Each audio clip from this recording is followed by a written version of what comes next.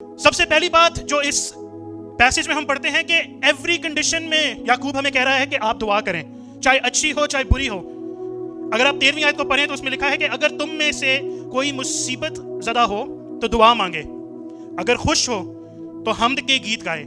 यहाँ पर याकूब जो है वो दोनों हिस्सों को कवर कर रहा है। He is covering the happiness, the good part, the joy, and he's also covering the suffering, जो नेगेटिव चीजें हमारी जिंदगी में चल रही हैं।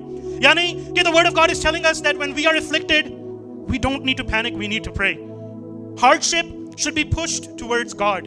It shouldn't be pushed away from God. It should be pushed towards God. जब मुश्किलात में हम हो तो उन मुश्किलों को हमने खुदावंद से दूर नहीं करना, बल्कि खुदावंद के और करीब उन मुश्किलों को लेकर जाना है, उसको पेश करना है कि खुदावंद इन चीजों से हम गुजर रहे हैं। और जब हम लोग खुश हों तो फिर भी हम खुदावंद को ना भूलें।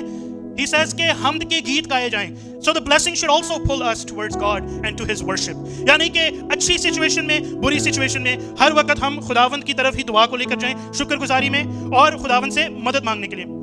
Over here we understand that prayer is not situational.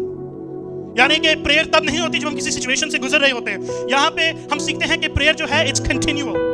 Continuously, हर वक्त, हर लम्हा, हर घड़ी हम लोग खुदावंद की इबादत कर रहे हैं और एक कलीसियाई तौर पर हम लोग खुदावंद के पास उन मुसीबतों को लेकर आ रहे हैं, चाहे वो तूफान हो या चाहे फिर वो छांव और धूप हो। फिर याकूब कलीसिया को हुक्म देता है कि ये एक पर्सनल चीज नहीं, सिर्फ ये एक कलीसियाई तौर पे कॉर्पोरेट चीज है। अगर आप 14 और 15 आयत पे जाएंगे तो वहां पर लिखा है अगर तुम में कोई बीमार हो तो कलीसिया के बुजुर्गों को बुलाए और वो खुदावंद के नाम से उसको तेल मलकर उसके लिए दुआ मांगे। Over here James is shifting the role of prayer from an individual person to a corporate, to an intercessory, to a group prayer. यानी कि ये सिर्फ हम पर्सनली नहीं बल्कि एक कॉर्पोरेट तरीके से हम लोग एक दूसरे के लिए दुआ करें।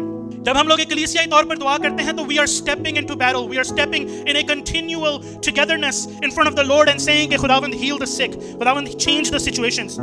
The prayer of faith shall save the sick. जब हम लोग कॉर्पोरेट तरीके पर दुआ करते हैं तो एक अथॉरिटी खुदावंद की हमारे पर आकर ठहरती है, खुदावंद का वादा पूरा होता है।